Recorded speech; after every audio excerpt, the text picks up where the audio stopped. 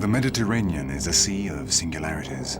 Its isolation, its varied seabeds, the incredible biodiversity of its waters, and the history of its classical civilizations make it one of the most fascinating of all bodies of water. But they have also turned it into one of the most fragile and endangered seas in the world.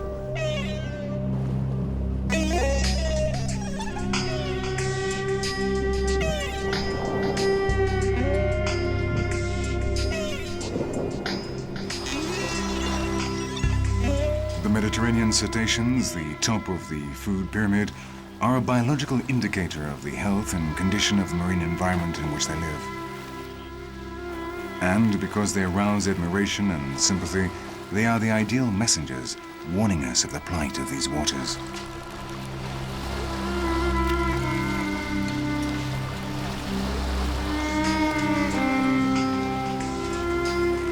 This historical affinity between man and the cetaceans is now being used by a non-governmental organization to draw the world's attention to the problems of the Mediterranean. Their scientific studies, coordinated with international conservation projects, are calling for the creation of protected marine areas to safeguard the biodiversity of this endangered sea. An old ship and international volunteers complete this army of Neptune. They are Alnitak, and this is their story.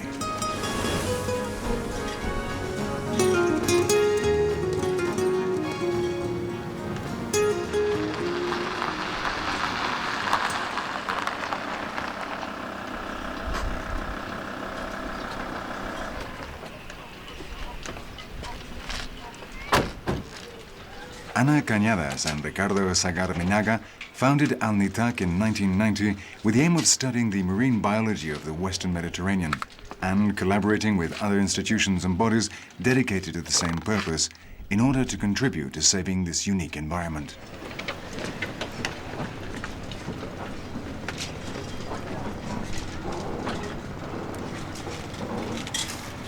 To begin their investigations, a basic tool was needed, and so Ana and Ricardo bought and reconstructed an old Norwegian fishing ship, the Toftevag, built in 1910. This is now Alnitak's center of operations.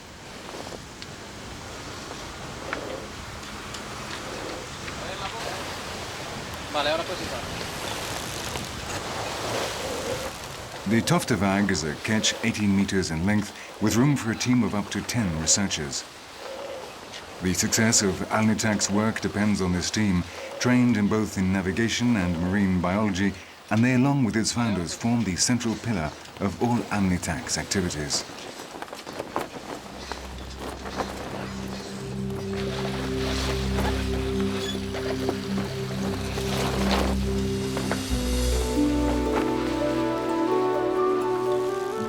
This old fishing ship has been converted into a research center aboard which, despite its rather rustic appearance, sophisticated technological equipment makes it possible to carry out the most advanced oceanographic studies.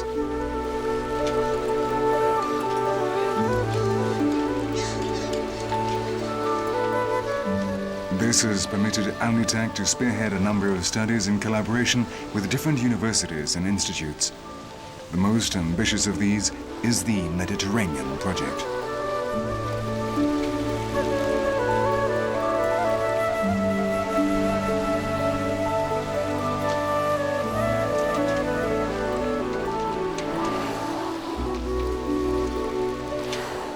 Financed by the Ministry for the Environment and carried out by Alnitak, the Autonomous University of Madrid, and those of Barcelona and Valencia, the Mediterranean Project seeks to create a national network of protected marine areas which can guarantee the future of this legendary inland sea.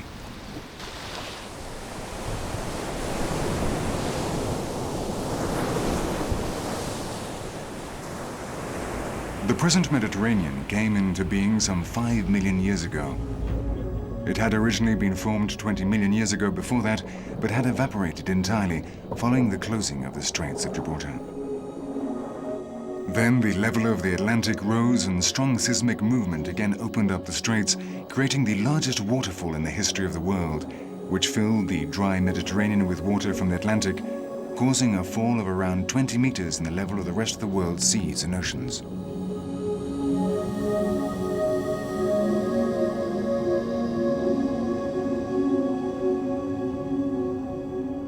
Since then, it is the Atlantic that periodically renews the waters of this isolated sea, with waves carrying 1.5 million cubic meters per second.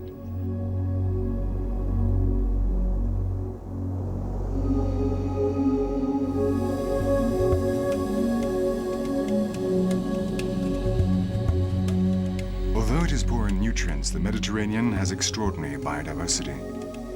As a result of its tropical origins, its turbulent geological history, the great geographical diversity of the seabed, and its system of currents, there are between 7,000 and 8,000 animal and vegetable species living in the Mediterranean.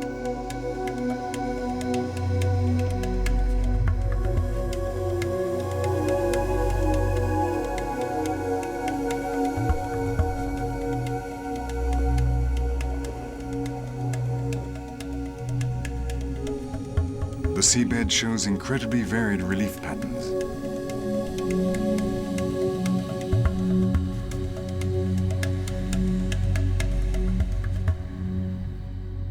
Movement in the Earth's crust have given rise to mountain ranges, deep basins, plains and depressions which make colonization by different marine species possible. And this is the greatest treasure of the Mediterranean Sea, the wealth that makes it unique despite its isolation and a relatively small size.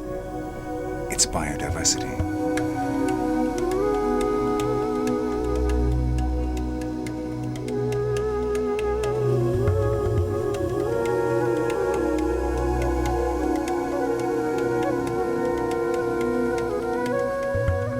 The biological health of the Mediterranean is not a question of the quantity, but rather of the quality of its fauna and flora. In fact, its total animal population is the lowest of any sea in the world, and the true splendor and greatness of the Mediterranean environment lies not in the sheer numbers, but rather in the astonishing variety of different species.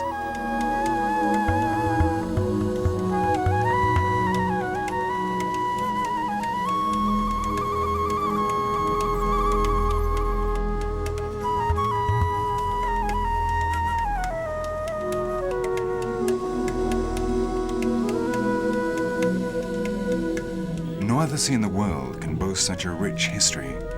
But surprisingly, those that live along its shores remain, for the most part, unaware of the equally important ecological wealth at their doorstep. And in that ignorance lies its tragedy.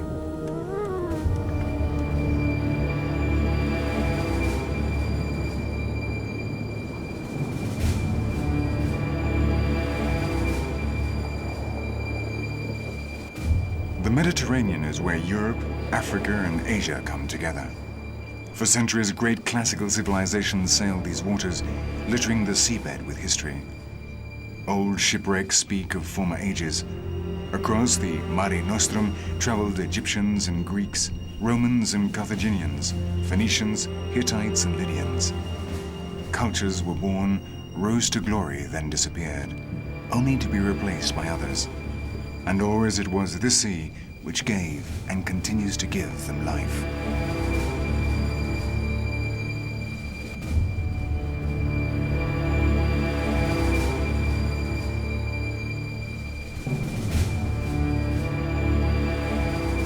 Today, the remains of these ancient cultures lie on the seabed, forgotten, in much the same way as we have forgotten the vital role the same sea played in their creation. Today they provide refuge and shelter for different marine species, some of which already astonish those first inhabitants who built their cultures around the edge of the sea.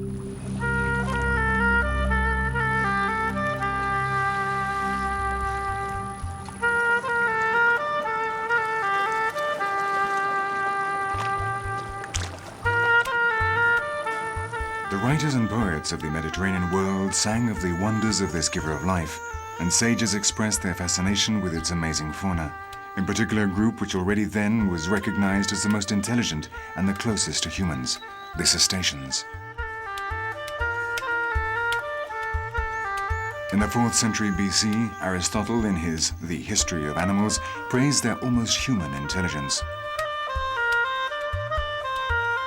400 years later, Pliny the Elder, the eminent Roman naturalist, told astonishing stories of men and dolphins. And before that, 1,000 years before, the Cretans in the Queen's Chamber of the Palace of Knossos gave us the first known representation of Mediterranean dolphins.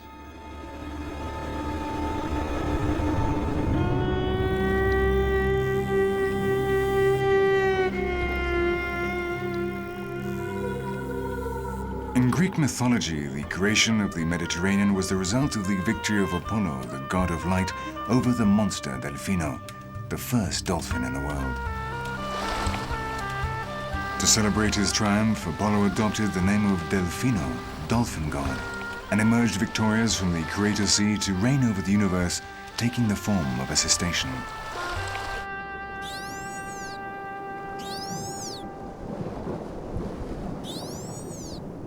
Today, the cetaceans are biological indicators of the state of conservation of the sea from which Apollo emerged, and the numbers and the health of these animals are sending alarm signals we cannot afford to ignore.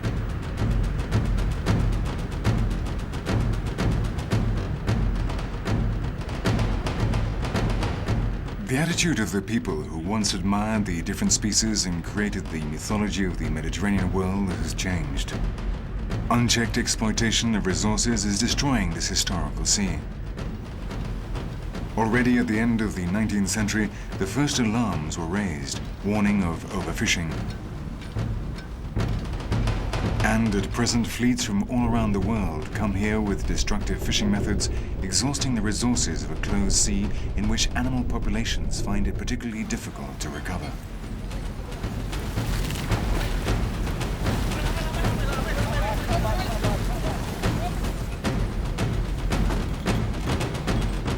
Today, over 50 million people live permanently along its shores, and another 100 million come each year to enjoy the sea. But no one seems prepared to take responsibility for the waste generated. And the same people who live along its coasts, eat its fish and enjoy its beaches, remain impassive to the slow death of the sea, either because they believe it to be an inexhaustible resource, or more likely because they are simply unaware of the wealth and fragility that lie hidden beneath the waters. And that is precisely what Alnitak hopes to teach the world.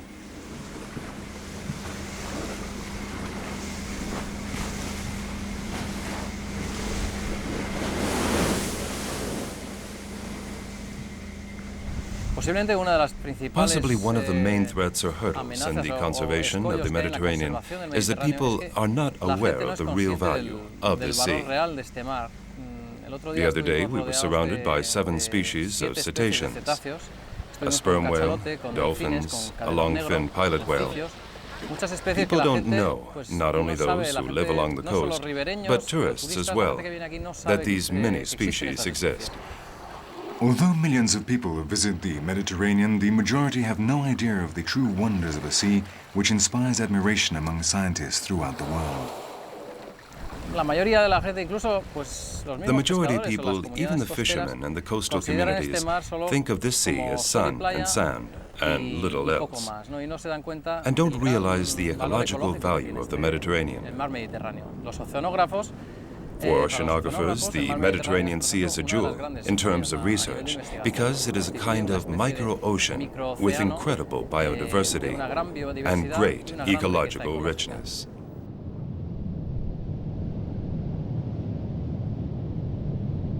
To convey this message to the world, Alnitak decided to concentrate its research on the area near Gibraltar called the Alboran Sea, which is particularly rich in nutrients and therefore in animal life.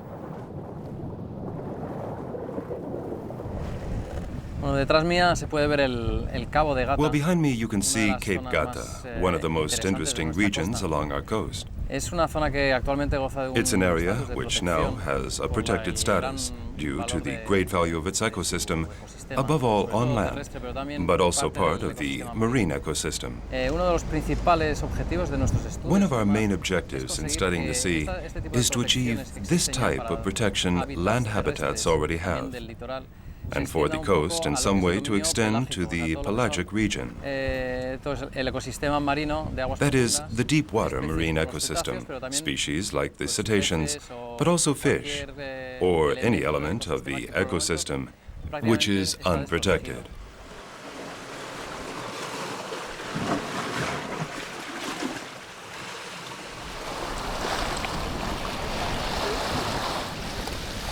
Conveying the idea of the need to conserve these special marine areas represented a formidable challenge for Ana and Ricardo. These places are hidden beneath the waters and out of sight, out of mind. What people can't see, they don't value. So they had to find a link between humans and the sea, a way of bringing home the plight of these waters.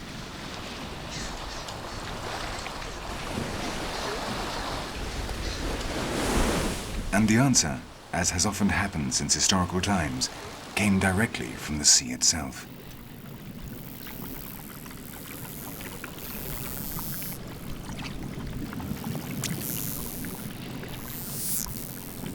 Our studies concentrate on very charismatic animals, such as the dolphins, the sea turtles, and often that is the way to reach people. And it is also a way to attract volunteers, because people are generally very interested in these animals. However, we insist on using them only as a method of raising awareness of the value of the marine ecosystem. Really, we should take care of the plankton, the anchovies, the basis of the ecosystem, try to solve problems such as pollution, overfishing. But the majority of these are very distant subjects for people, so through the dolphins it is much easier to explain how the ecosystem of the Mediterranean works.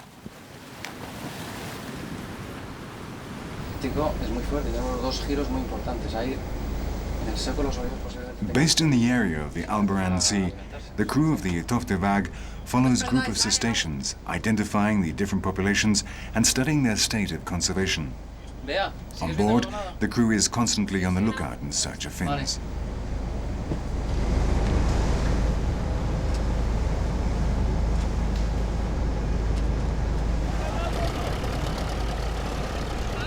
When a group is sighted, they immediately go to work.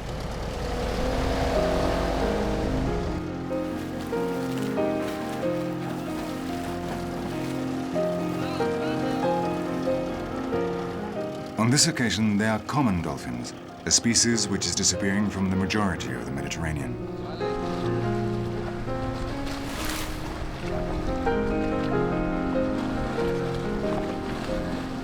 The Toftevag has been sailing around the Alboran for 10 years now, and in that time the cetaceans have come to recognize them and trust them, even when Ricardo dives down with his camera. As a result, not only are they studying the groups without altering their normal behavior, but what is more, they have managed to get images until recently believed impossible with such a shy, elusive species as the common dolphin.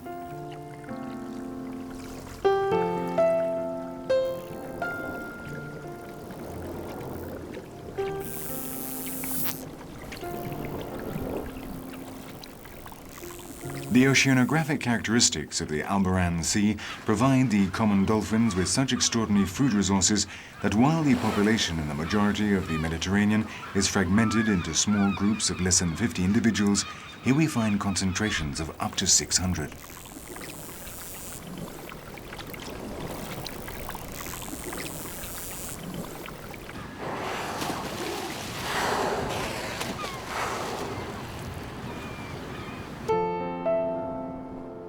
Alnitak's camera is a privileged witness of these extraordinary movements of common dolphins. Never before had they been seen fishing below the water, and no other humans would be tolerated during their boisterous courtships and mating rituals.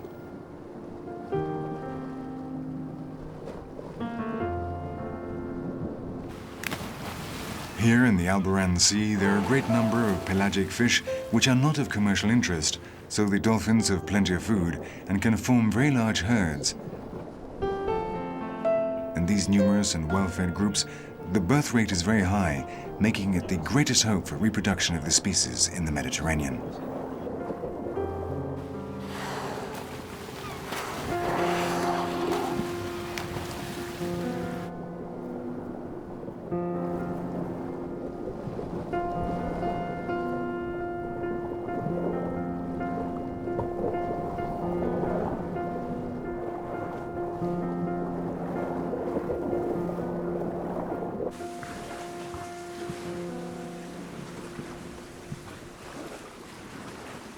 In over 10 years sailing around these waters and diving beneath the surface, the crew of the Alnitak have come across many surprises, generally reserved only for the inhabitants of the deep blue.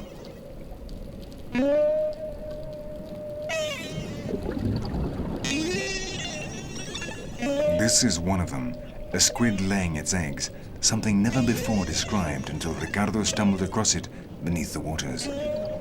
Thousands of eggs forming a pink spiral, evidence that the prey of these cetaceans are also able to reproduce satisfactorily in the privileged waters of Alborán.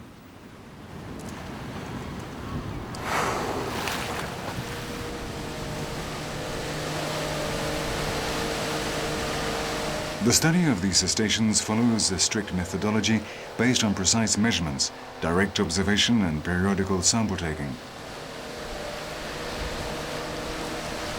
When a group is sighted, data on the animals is noted down, along with navigation details, the weather, oceanography and the presence of other animals in the area. But to complete their studies, they need to take samples.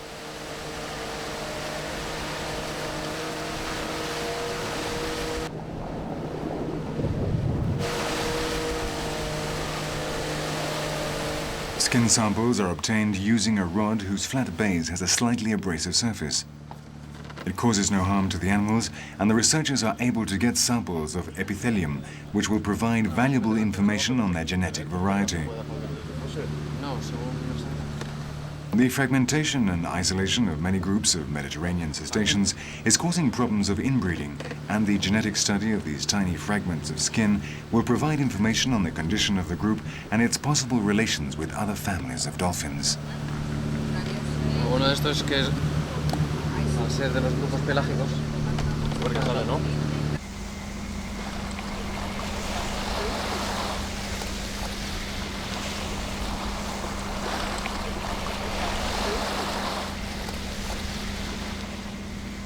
The problem of inbreeding not only affects the groups of dolphins. For the long-finned pilot whales, a very gregarious species, sexual relations are an important part of their social behavior through which they reinforce family links. However, to avoid this leading to loss of genetic strength and diversity, the pilot whales only reproduce when several different herds come together. This happens in a particular area where the males copulate with the females of other groups in a kind of revitalizing orgy. And this too had never been observed until the Alnitak witnessed it in the Alborán Sea.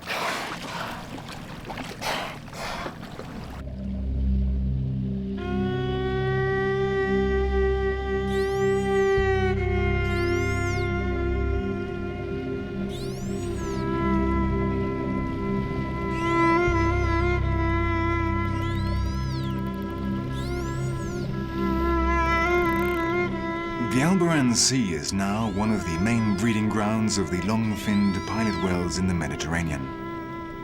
Here, the gathering of different herds can bring together over 600 individuals in a unique, fascinating spectacle.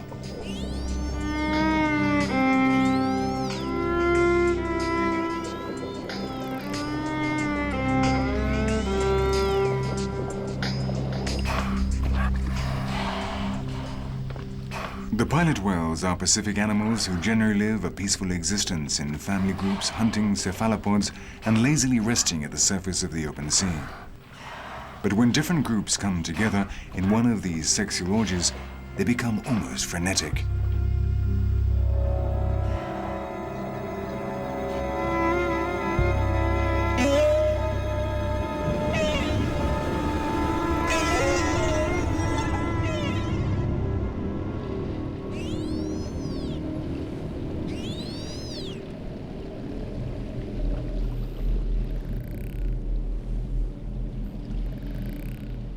The males become increasingly tense and nervous as they compete for the females.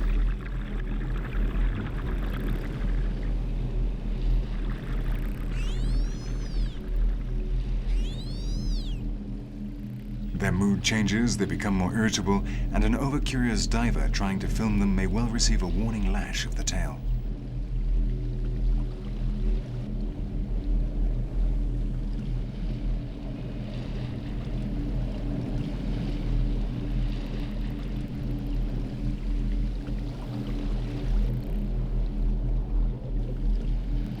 Despite their size and strength, and even in such tense moments as when they are competing for the females and breeding, the pilot whales tolerate the presence of humans.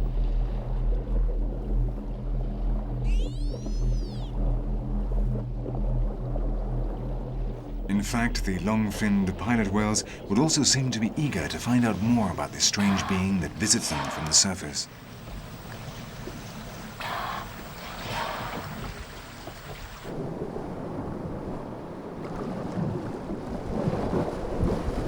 No other group of cetaceans is quite so at ease with humans, despite the fact that in these waters, men have not always treated them with the respect they deserve.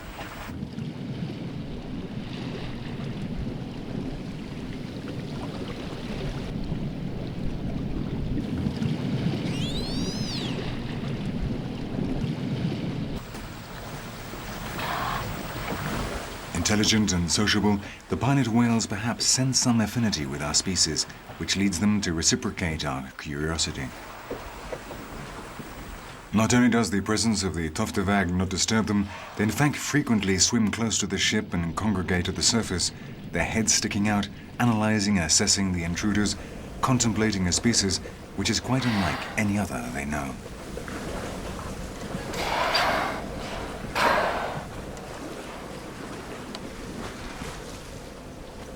Possibly one of the most fascinating things about the study of cetaceans is that often we are not quite sure whether we are studying them or they are studying us. We can see this very clearly with the pilot whales. The pilot whales are enormous animals. They are predators very similar to the orcas, and males can be up to 9 meters long. Nonetheless, they are very calm. They come very close to the ship. When we are filming their behavior, often the problem is that they come very close to the cameras. They are very curious and appear to feel a certain affinity with humans.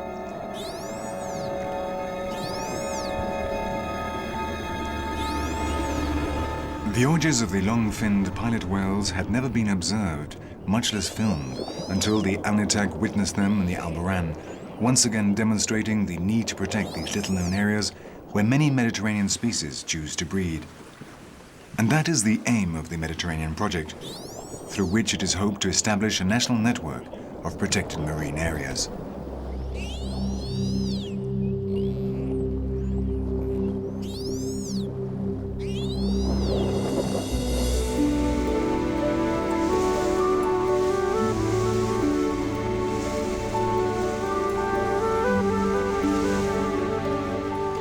For the members of the Mediterranean Project, the creation of marine parks and reserves presents the greatest challenge.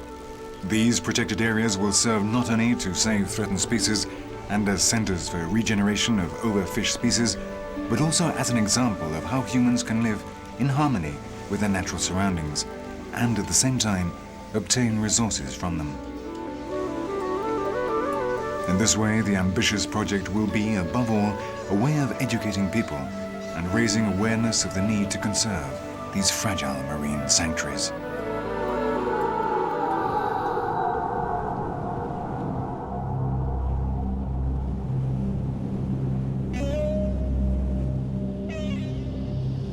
In such a delicate world, each element plays a vital role in the overall balance.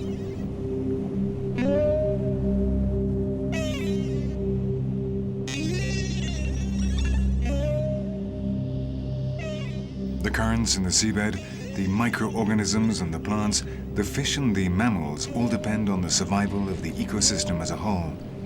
Here, everything is interdependent. Everything is related.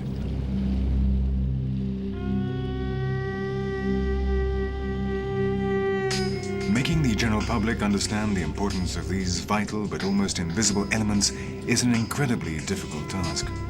But luckily this mission can be helped by the undoubted charisma of some species like the cetaceans, and it is on them that Alnitak concentrates its efforts.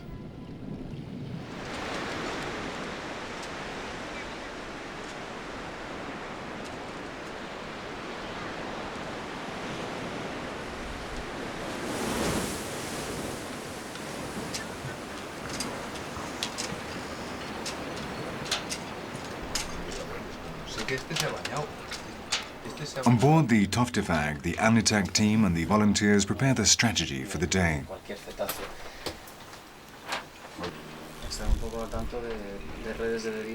Directed by Ana and Ricardo, the crew plans its movements. Each one must know what to do and when, in order to obtain the data they need without causing any harm to the animals. For each operation, there is a specialist, and when it comes to catching loggerhead turtles, no one knows better how to handle them than Eduardo Fernandez, the group's vet. Cuando vea que estamos cerca, acojo y aupa, arriba.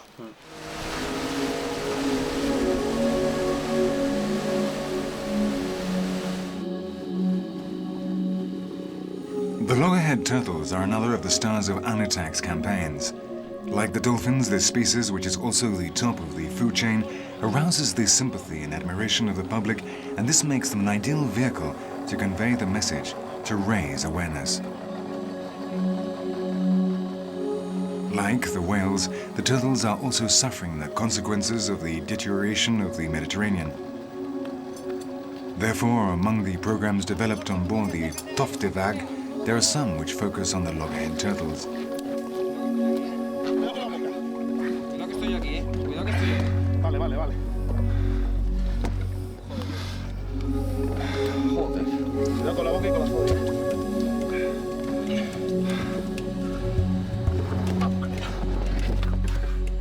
The turtle has an undeserved reputation for being rather dozy and dumb, which comes from its habit of sunbathing asleep on the surface. But it does not mean catching them is easy.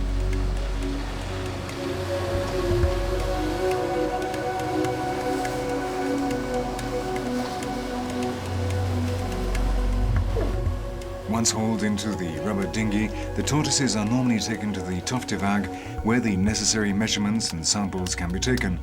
But when it is such a big, heavy individual as this one, they can't run the risk of harming it, and so the work is carried out on the dinghy itself.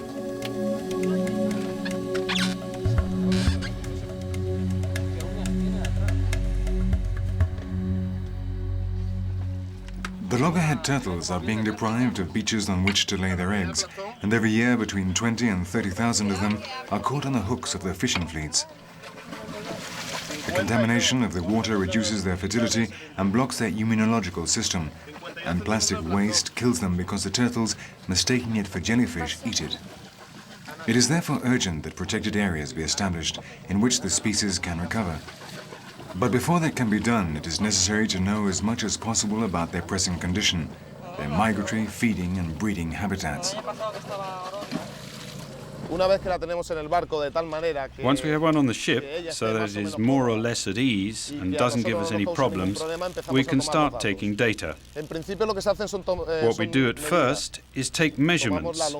We measure the length of the shell and the width of the shell, and take a series of measurements of the tail, because as these animals get older, if they are developing sexually, the size of the tail is different in both males and females. We also carry out tests and analysis like they do in a hospital. We are looking for the reference data in healthy animals, which are then applicable to sick animals. We note down the location and we take samples of the external parasites, which can't really be called parasites because they present no problem for the turtles. But it seems that these parasites can indicate where the turtle came from. Finally, a blood sample is frozen for later studies. It's stored in a serum bank, and part of it is sent to different laboratories where they carry out genetic tests to determine the different species in the Mediterranean, whether it is one species or different ones that have entered from the Atlantic. And other studies that are done are toxicology, which is very important in these turtles because they serve as environmental indicators. The reason for this is that these animals can live from 100 to 150 years, and their bodies accumulate the toxins contained in the food. Each one of Alnitak's campaigns provides a great deal of information for the projects on which it collaborates. It is hard, very specialized work for which Ana and Ricardo need help, and this they have found in the generous contribution of international volunteers.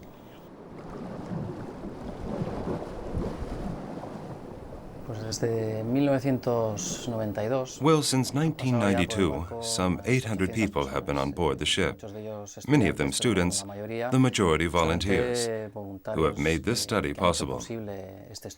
Now, in 1999, we're entering a new phase with the backing of Earthwatch, which is going to send us volunteers from all over the world. A different type of volunteer.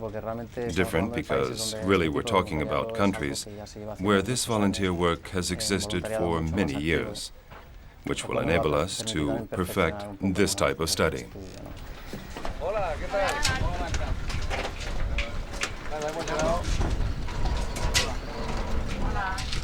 For the past 10 years, volunteers from different universities around the world have participated on Alnitak's research campaigns, becoming, for a few days, marine biologists and active conservationists. In 1999, the American organization Earthwatch began to collaborate on Alnitak's projects, sending volunteers of all nationalities. Earthwatch actively participates in the most important conservation projects in the world, providing volunteers specialized in this type of work. This not only represents an invaluable contribution to the research work carried out on the Toftevag, but also helps give international publicity through the programs to save and protect the Mediterranean and its species.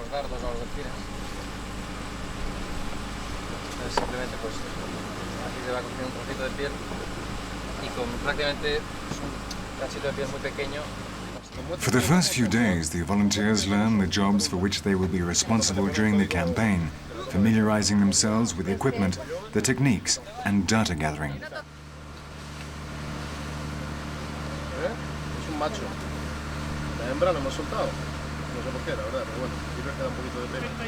For these unpaid conservationists, the work with Alnitak presents a double challenge. Not only do they have to learn the details directly related to the research campaign, but they also have to become familiar with the ins and outs of navigation and life on board a sailing ship like the Toftevag.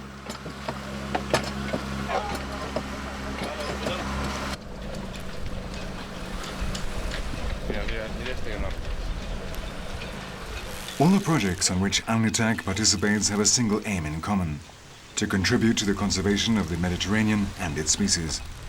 To achieve this, the data collected in the research area around which they sail have to be compared with data taken in other Mediterranean regions, where different research teams are working towards the same goals.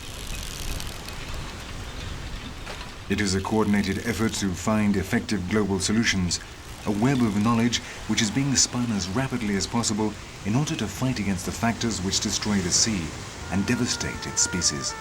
And many Mediterranean countries are now starting to contribute to this web.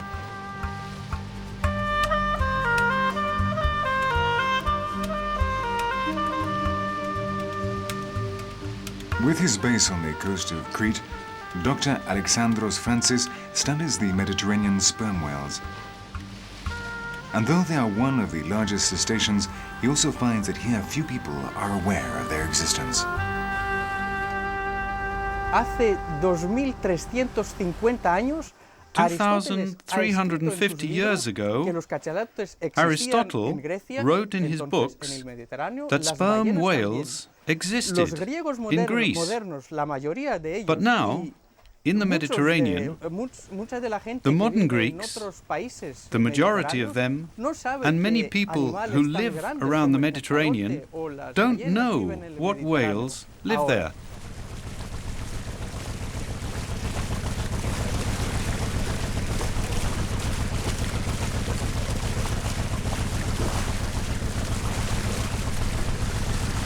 Helped by the marine biologist Olga Nicolaou and the bioacoustic mathematician Varvara Candia, Alexandros explores the depths with a hydrophone in search of the voices of the largest toothed whale in the world.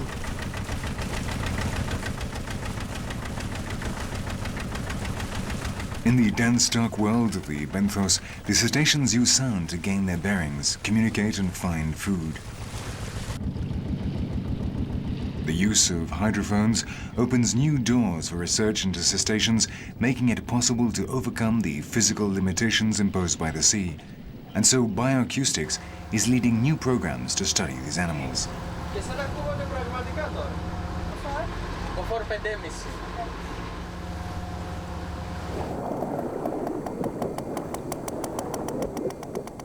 From the vast blue depths come the echoes of the voice of the giant.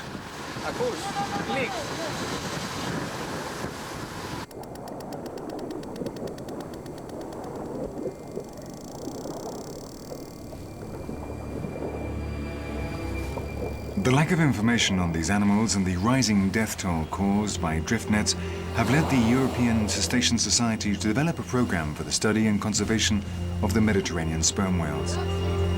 The data obtained by Dr. Alexandros is making it possible to better understand this mysterious monster and its submarine world.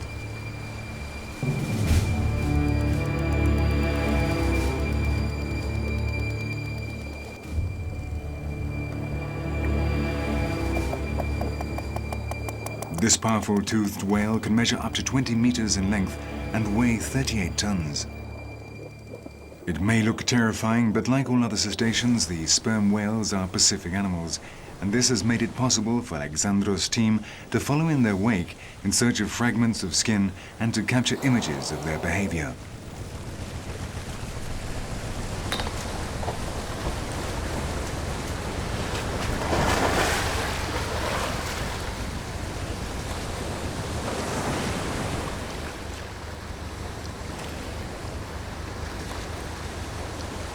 Often pieces of dead skin fall off the whales when they come up for air and then again dive down. Alexandros then moves in as quickly as possible, looking for these floating remains before they are lost in the vast sea.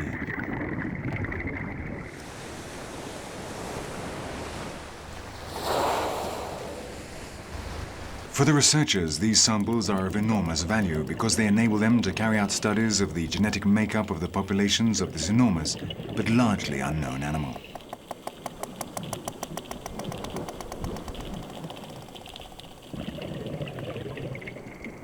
The sperm whale ignores the divers. It has breathed in sufficient air to remain for an hour and a half beneath the water, and there in the darkness of the seabed, at a depth of up to 3,000 meters, his favorite prey awaits him, a legendary monster of the marine abysses.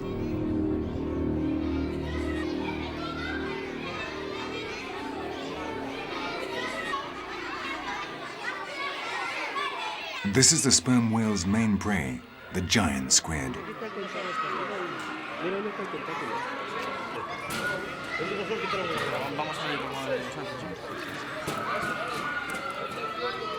This specimen is a mere youngster, measuring barely 6 meters long and weighing only 140 kilos, but adults can be 3 times as large.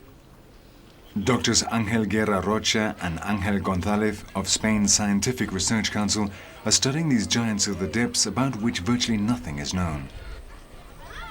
They remain part of a mythology which is now being turned into a reality, a legend inspired by an incredible living being.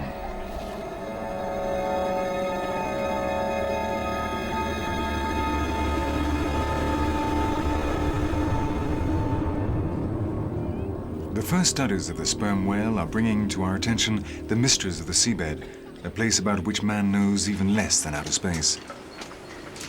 This inaccessible habitat greatly complicates research, but the program to study the Mediterranean sperm whale is working also on a number of fronts, and off the coasts of Spain, Alnitak is also investigating this colossal cetacean, basing its identification of populations on bioacoustics, genetics, and a method which is becoming increasingly widespread in the study of all cetacean species, photo-identification. Photo-identification is a method which has been used for around 30 years. It's one of the most widespread methods in the study of cetaceans, but fundamentally it's a relatively cheap and easy method, as well as being non-invasive. It doesn't disturb the animals, doesn't harm them, and it's one of the most widely accepted methods among biologists.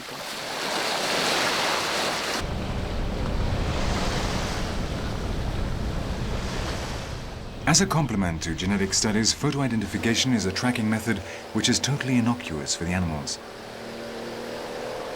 A photograph is taken of each individual in the different groups under study, and from the markings on their bodies, fins, heads and backs, it is possible to identify and monitor them over time without the need for physical contact.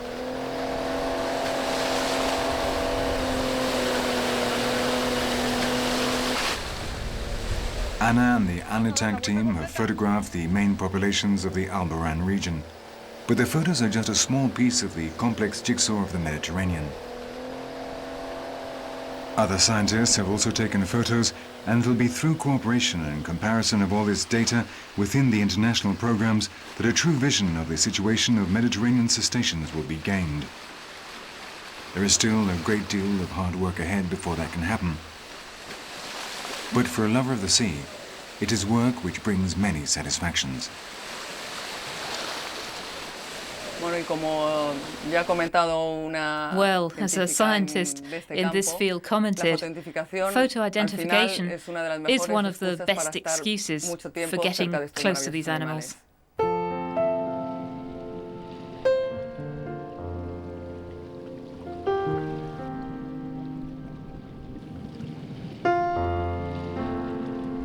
The study of groups of cetaceans in the Alboran Sea is making it clear that this is one of the areas that must be protected within the Mediterranean project.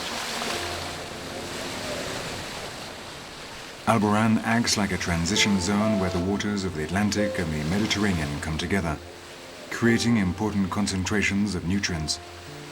This phenomenon is the origin of life in all its different forms, the start of a food chain which begins with the microscopic nutrients, passes to the ocean plankton, and through innumerable increasingly large and complex animals leads to the top of the entire system and the extraordinary cetaceans.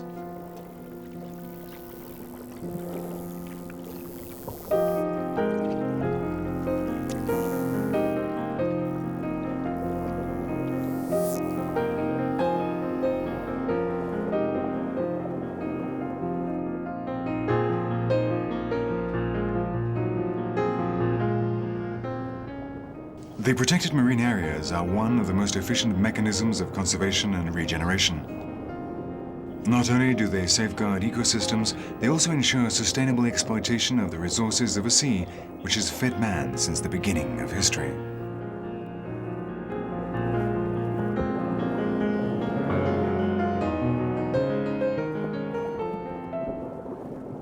And that is the only viable solution. Because if there is any hope for the future of this endangered sea and all its species, then that hope lies in ensuring that conservation and exploitation of its resources are not incompatible.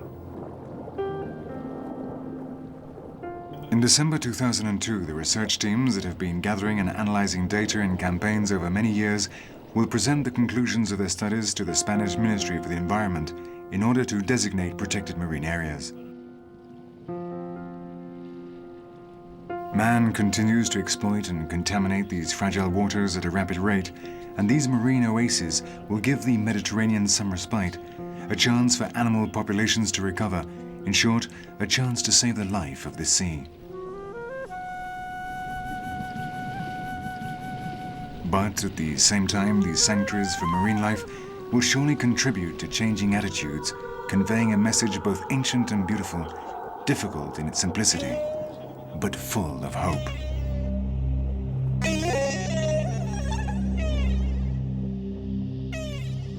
Roger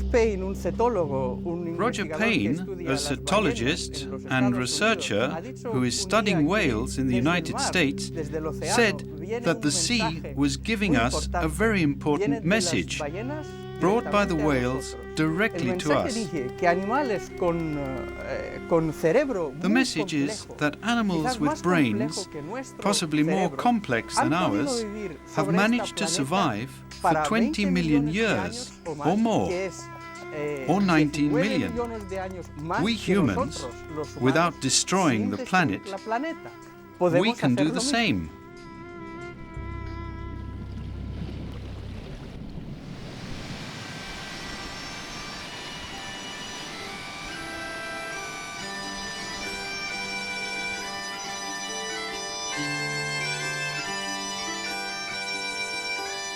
Night is falling over the Alboran Sea. Nano, Alnitak's marine biologist, plays his bagpipes to mark the end of another day in the campaign. It has been a hard, emotional day in the struggle to bring hope to a sea which, for so many centuries, has given us everything. Today, this giver of life has a more optimistic future. Because this ship and its dedicated crew are teaching those who live along its shores to respect and admire the sea, making it possible after years of work and sacrifice to finally see results.